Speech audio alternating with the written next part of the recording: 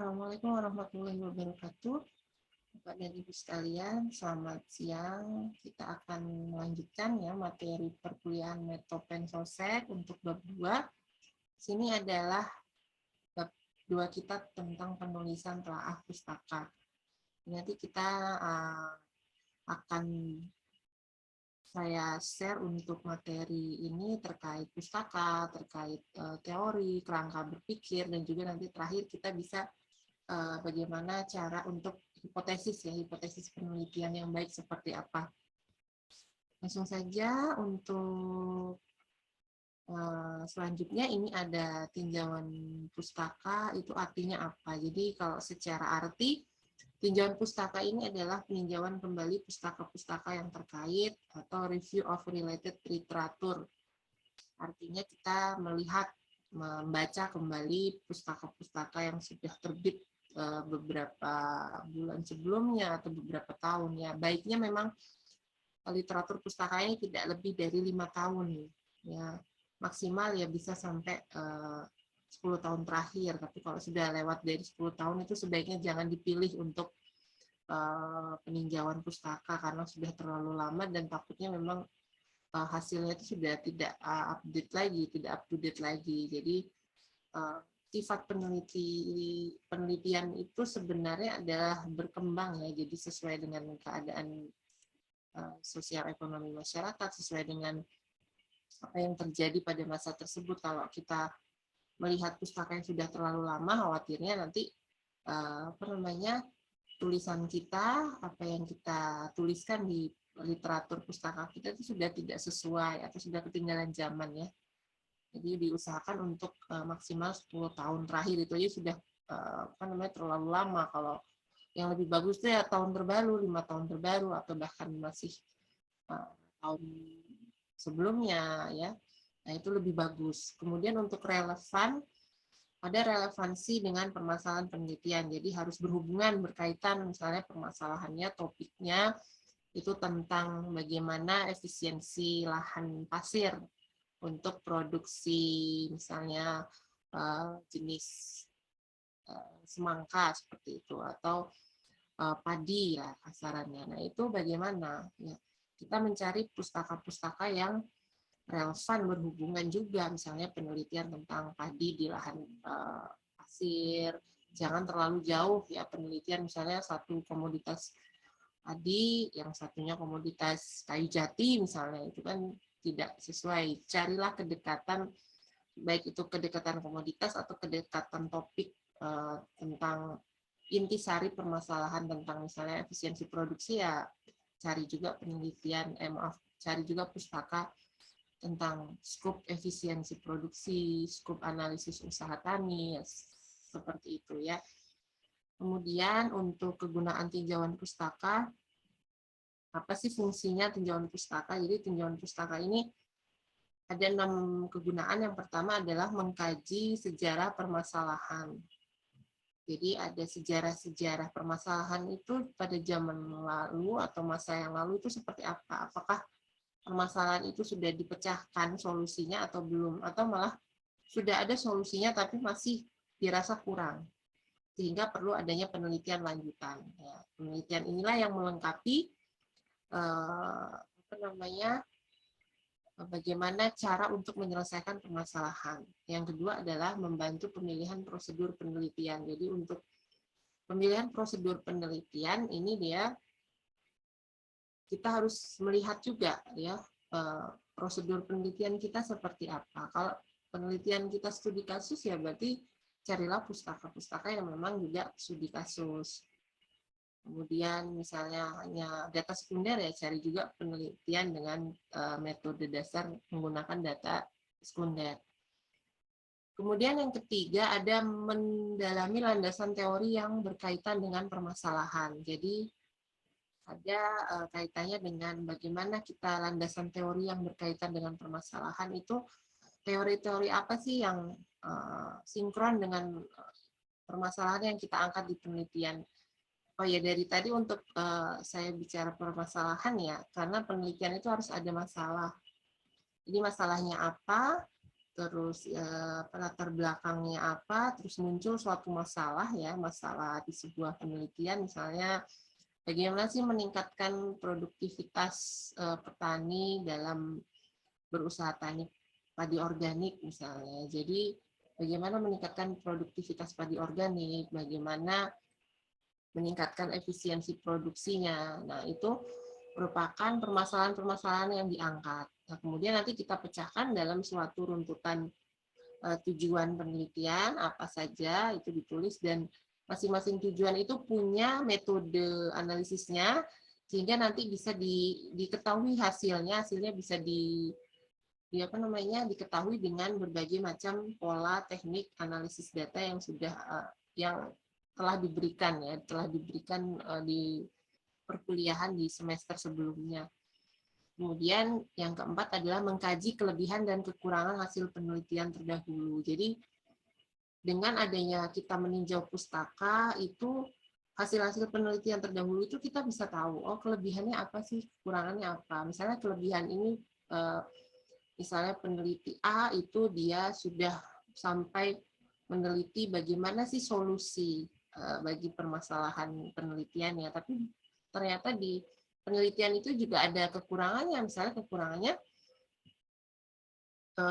sampelnya itu tidak terlalu banyak atau mungkin tidak memenuhi minimal standar untuk sampling ya, standar sampling di suatu analisis data misalnya seperti itu. Jadi kan ada plus minus, jadi ada kelebihan tapi juga ada kekurangan. Jadi memang penelitian itu yang baik memang penelitian yang hampir harus mendekati 99% kebenaran. Jadi hanya 1% yang tidak, tapi itu kalau dirasa sulit ya kita melihatnya per indikator variabel faktor produksi, misalnya setiap variabel kok bagaimana signifikansi pengaruhnya, apakah berpengaruh sebesar 99%, 95% atau hanya 90%.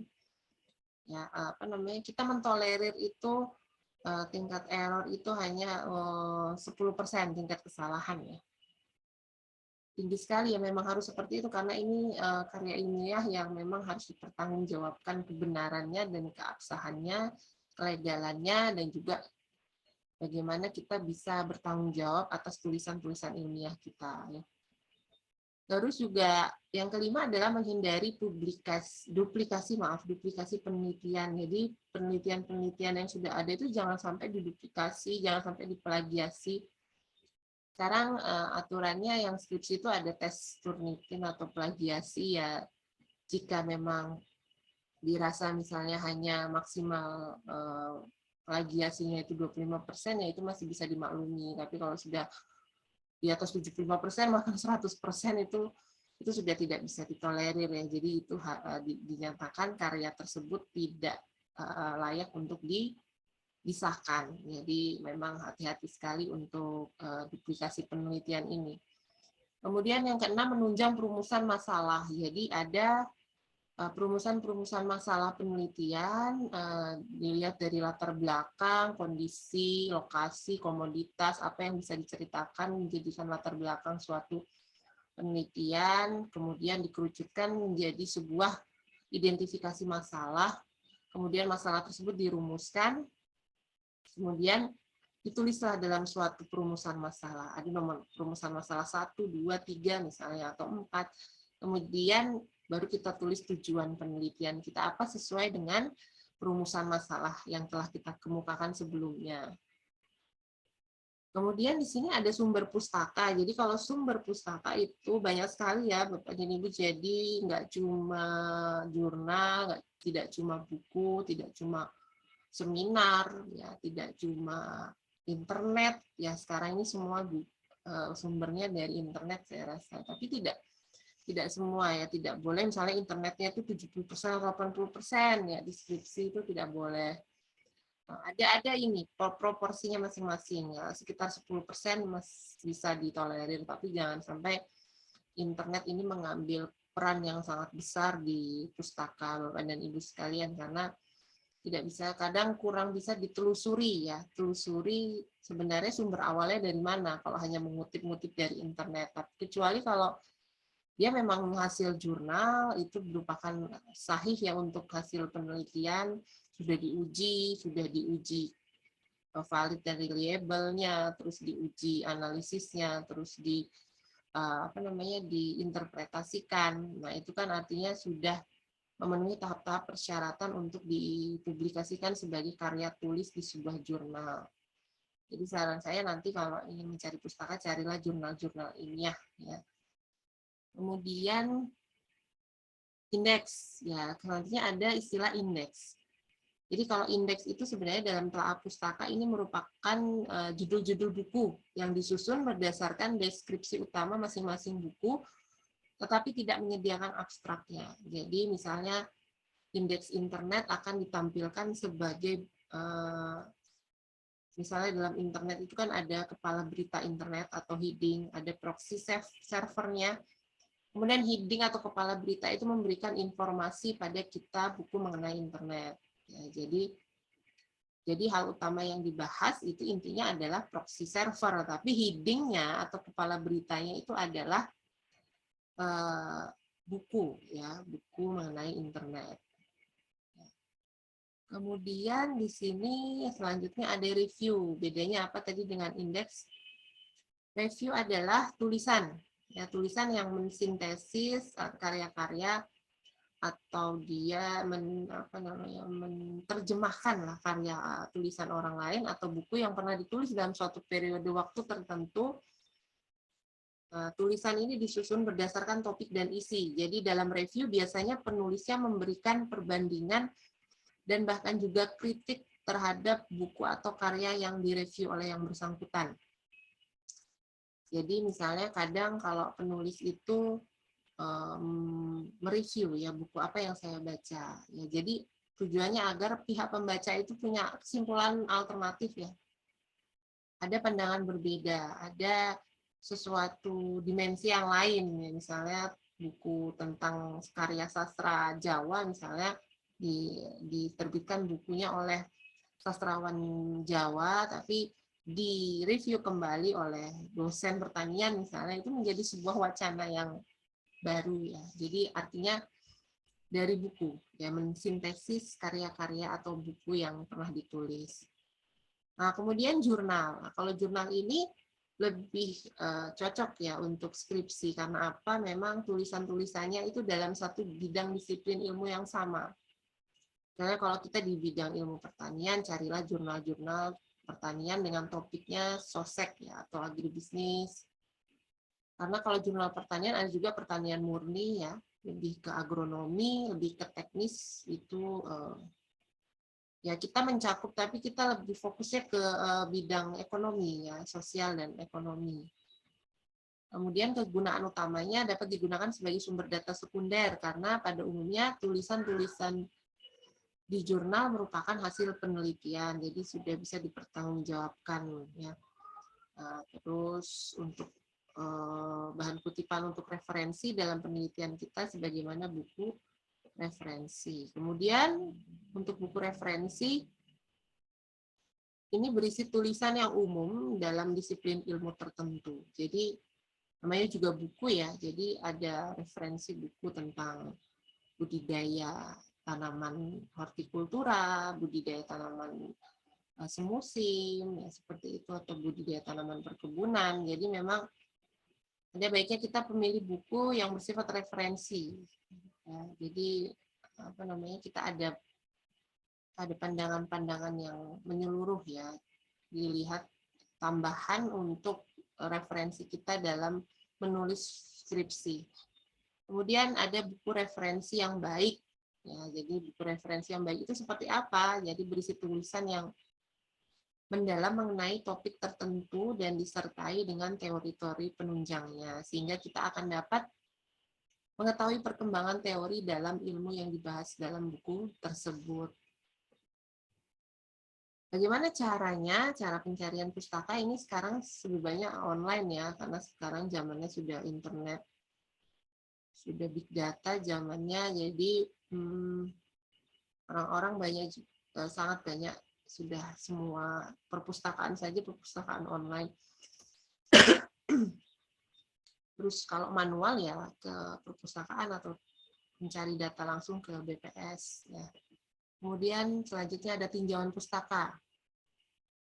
Kalau tadi telah pustaka apa saja, mulai dari buku, referensi, indeks, jurnal. Ya. Sekarang ada yang namanya tinjauan pustaka, itu mencakup 3, yaitu penelitian terdahulu, terus yang kedua kajian atau kerangka teori, yang ketiga hipotesis penelitian. Jadi kalau penelitian terdahulu itu adalah penelitian sebelumnya yang dapat dipergunakan untuk beberapa hal. Yang pertama adalah mengetahui kekurangan-kekurangan penelitian sebelumnya.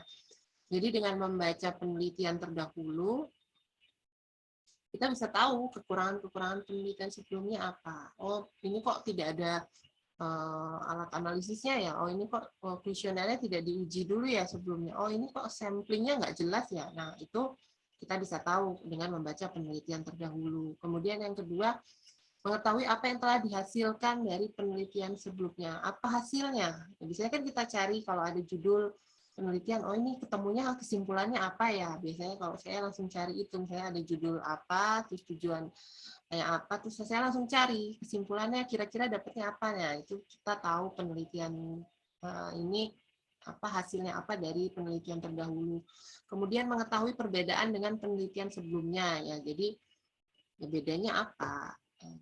Penelitian kita dengan penelitian orang lain yang sejenis ya, setopik seperti itu. Nah, itu bisa dilihat dari metode analisis data, apa bedanya di sampling, terus bedanya di pengambilan data, apakah melalui data sekunder atau data primernya wawancaranya seperti apa. Nah, itu tahu dari kalau kita membaca penelitian terdahulu.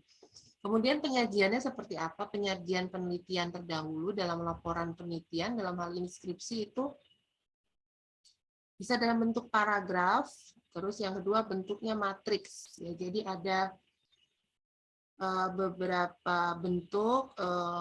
Yang pertama kita tulis saja seperti paragraf, atau yang kedua ini yang kita gunakan sekarang adalah matriks atau tabel. Ya, tabel ini isinya kolom 1 nama peneliti, tahun berapa, judul penelitiannya apa, tujuan penelitiannya apa, alat analisisnya apa, hasilnya apa. Nah, ini lebih mudah dilihat dan dicerna ya. Nah, selanjutnya untuk yang kedua dari tinjauan pustaka, tadi penelitian terdahulu, sekarang kita ke kerangka pemikiran. Jadi kalau kerangka pemikiran itu apa? Kerangka adalah merupakan miniatur keseluruhan dari proses penelitian. Jadi proses penelitian itu dirangkum dalam suatu miniatur bagan yang namanya kerangka pemikiran. Jadi kerangka pikir ini hanya satu halaman, tapi dia merupakan landasan untuk melakukan sebuah proses penelitian. Kerangka pemikiran harus menerangkan 4 hal. Yang pertama adalah mengapa penelitian dilakukan. Jadi alasannya apa, pentingnya apa, harus penelitian ini, gunanya apa. Kemudian yang kedua, bagaimana proses penelitian dilakukan. Nah, yang nomor 2 ini panjang ya, tahapannya proses dari mulai penentuan lokasi, bagaimana merumuskan permasalahan, latar belakang, merumuskan tujuan, sampai nanti mendapatkan suatu kesimpulan dari hasil analisis atau uji analisis data.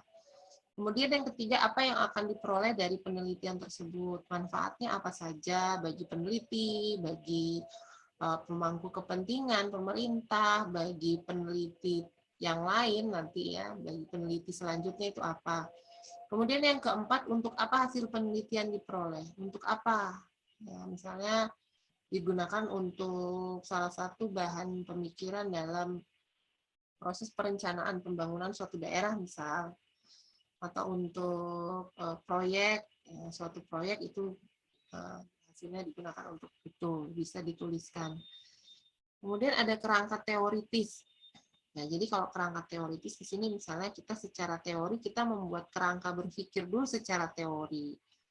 Nah, di sini contohnya ada prestasi belajar mahasiswa itu apa saja hal-hal yang mempengaruhi prestasi belajar mahasiswa. Ada tiga variabel ya, atau 3 faktor. Yang pertama adalah adanya sosial ekonomi, kondisi sosial ekonomi orang tua, terus juga ada fasilitas belajar siswa tersebut, kemudian ada kinerja ya.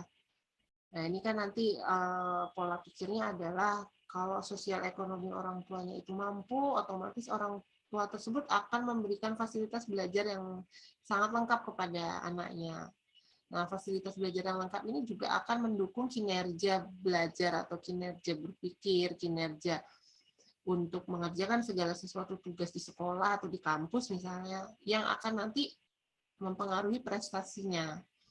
Misalnya dibelikan sekarang harus online, ya berarti orang tua harus menyediakan HP. HP tidak cukup HP, harus ada paket internet, atau bahkan laptop, atau bahkan kamera untuk mengambil gambar terus di-upload misalnya seperti itu. Nah, hal-hal seperti ini yang akan mempengaruhi prestasi belajar siswa ya.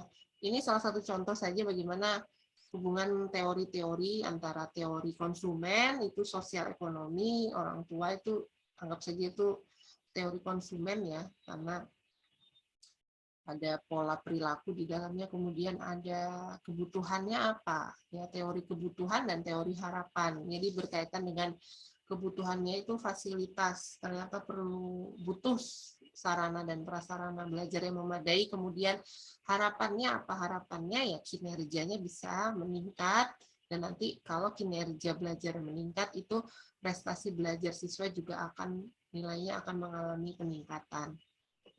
Kemudian kerangka pemikiran, di sini kerangka pemikiran itu adalah adanya permasalahan.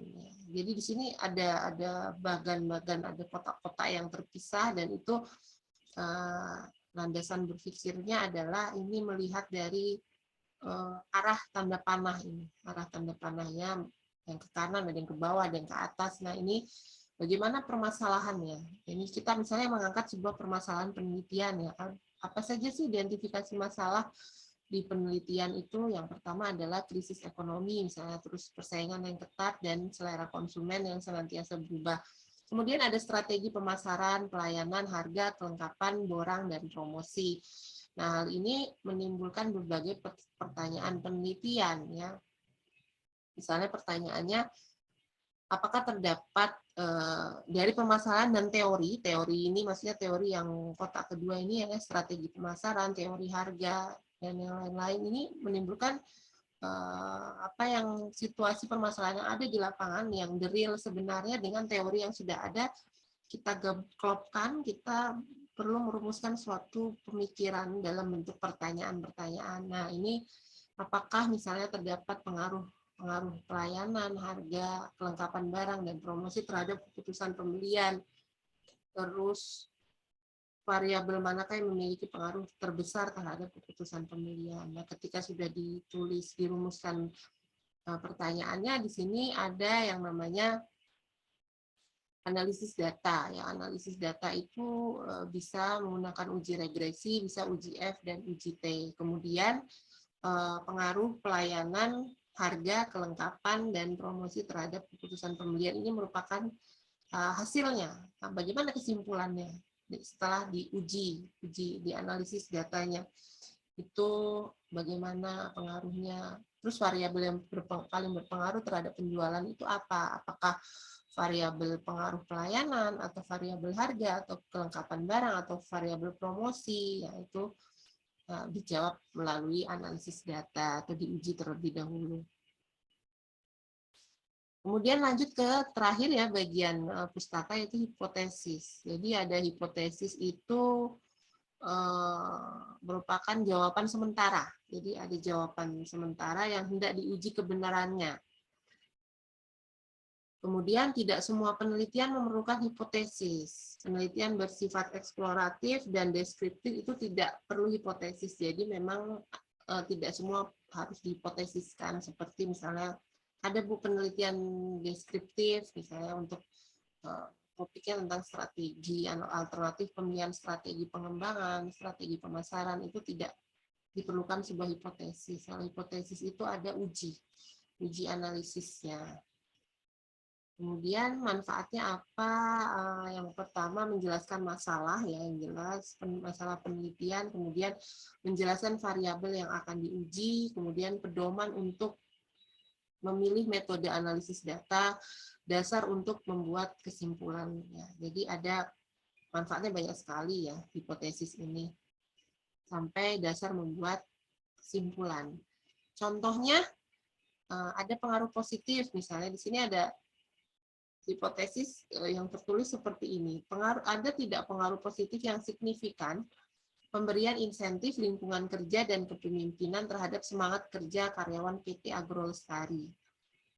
Nah, di sini hipotesis ini kita dapat lihat ini dapat menunjukkan masalah penelitiannya. Apakah ada pengaruh atau tidak? Kemudian variabelnya apa saja? Variabelnya ada pemberian insentif, lingkungan kerja, dan kepemimpinan. Kemudian metode analisisnya pakai apa? Uji pengaruh. Ya. Apakah pemberian insentif itu berpengaruh secara positif terhadap semangat kerja karyawan? Apakah lingkungan kerja itu pengaruhnya positif atau tidak? Ada tidak pengaruh positifnya atau pengaruhnya justru negatif, itu bisa atau tidak? Ya bisa, dari hasil analisis nanti uji data itu ada yang pengaruhnya negatif ya, ada simbol negatifnya. Kemudian yang terakhir dapat menunjukkan kesimpulannya. Jadi memang hipotesis itu kesimpulan sementara, harapannya semua variabel di sini ada insentif, lingkungan kerja, kepemimpinan, itu semua berpengaruh terhadap semangat kerja karyawan, walaupun pada akhirnya nanti ada beberapa variabel yang ternyata tidak berpengaruh. Kemudian dasar merumuskan hipotesis ada 4. Yang pertama adalah berdasarkan pada teori. Jadi teorinya seperti apa ya, kita gunakan hipotesis itu tidak sembarangan menurut pemikiran kita, harus pada teori, tetap landasannya itu teorinya apa. Kemudian penelitian terdahulu bisa dijadikan rujukan, kemudian bagaimana penelitian pendahuluan ya, apa kalau memang sudah ada penelitian pendahuluan, tapi kalau belum ya berarti tidak ada, tidak masalah. Kemudian ada akal sehat, pemikiran akal sehat peneliti. Kalau memang teorinya itu tidak bisa disesuaikan dengan kondisi penelitian di tempat Bapak dan Ibu, ya tidak bisa dipaksakan untuk dibuat hipotesis. Kemudian konsep dasarnya perumusan hipotesis, ada sumber masalah, kehidupan sehari-hari yang teoritis, secara teori, terus ada penelitian terdahulu, penelitian pendahuluan, dan akal sehat. Jadi harus ada masalahnya dulu, diambil dari kehidupan sehari-hari, ditunjang juga dengan teori. Teori juga ada terkait penelitian terdahulu, telaah pustaka. Kemudian baru dirumuskan hipotesis. Hipotesis ada, nanti baru masuk ke instrumen penelitian terkait variabel dan data. Langsung diuji, setelah itu baru diuji hipotesisnya, baru setelah diuji dengan menggunakan uji analisis atau alat analisis, itu baru bisa ditarik kesimpulan dan berbagai macam implikasinya. Nah, ini untuk pembagian hipotesis, ini ada 3 ya, hipotesis deskriptif, hipotesis komparatif, dan hipotesis asosiatif.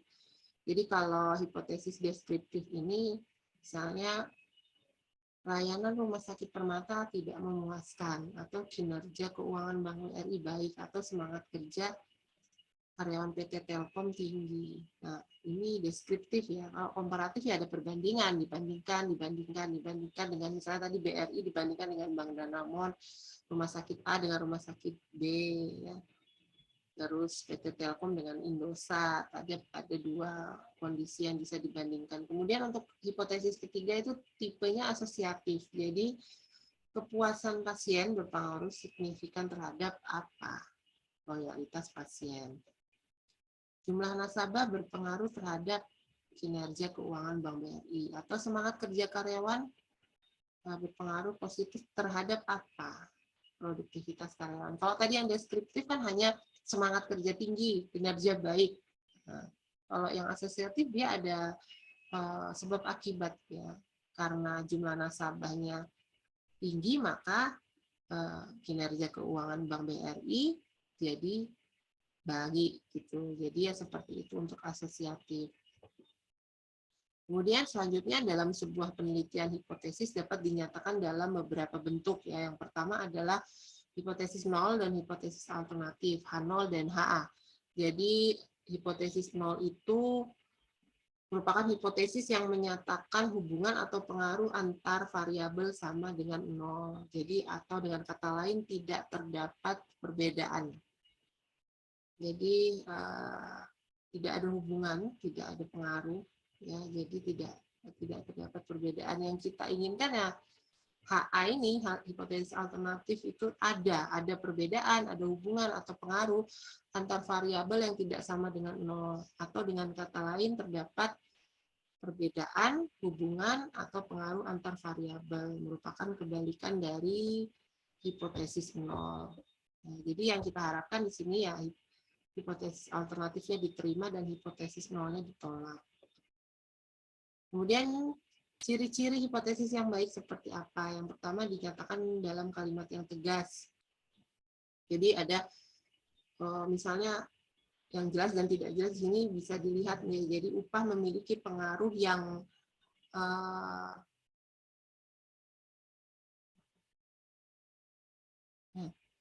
misalnya di sini dinyatakan dalam kalimat yang tegas. Jadi upah memiliki pengaruh yang berarti terhadap produktivitas karyawan. Ya, atau yang tidak jelasnya versinya adalah pengaruh yang kurang berarti. Ya, kata kurang berarti ini kan ambigu ya, abu-abu. Jadi berarti atau tidak berarti, jangan menuliskan kata yang tanggung ya atau tidak jelas. Kemudian dapat diuji secara ilmiah. Yang dapat diuji misalnya di sini upah memiliki pengaruh yang berarti terhadap produktivitas karyawan. Kalau yang tidak jelas di sini adalah misalnya tidak bisa diuji secara ilmiah ya. Batu yang belum pernah terlihat oleh mata manusia dapat berkembang biak. Apa ya data batu yang belum terlihat manusia kan belum tidak bisa kita ujikan secara ilmiah. Kemudian yang ketiga, dasar dalam merumuskan hipotesis kuat. Misalnya harga harga barang berpengaruh negatif terhadap permintaan. Artinya kalau harga barang tinggi, ya permintaan itu rendah dan sebaliknya. Jadi ada teori permintaan dan penawaran. Nah, yang kedua ini tidak punya dasar yang kuat karena tidak memiliki landasan teori juga. Tidak ada teori yang menunjang. Misalnya uang saku memiliki pengaruh yang signifikan terhadap jam belajar mahasiswa. Itu teorinya teori apa? Belum ada. Jadi mohon untuk kalau menulis hipotesis itu juga yang secara teoritis sudah ada teorinya yang menguatkan seperti itu. Ya baik Bapak dan Ibu, mungkin cukup sekian dulu. Ini sudah di akhir slide materi kita yang bab 2 tentang penulisan telaah pustaka.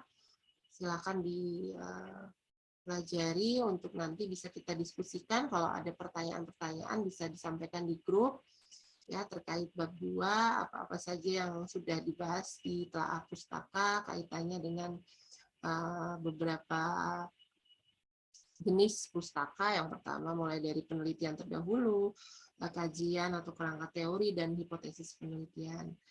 Ya, terima kasih atas perhatiannya. Mohon maaf jika ada kekurangan. Saya akhiri. Assalamualaikum warahmatullahi wabarakatuh.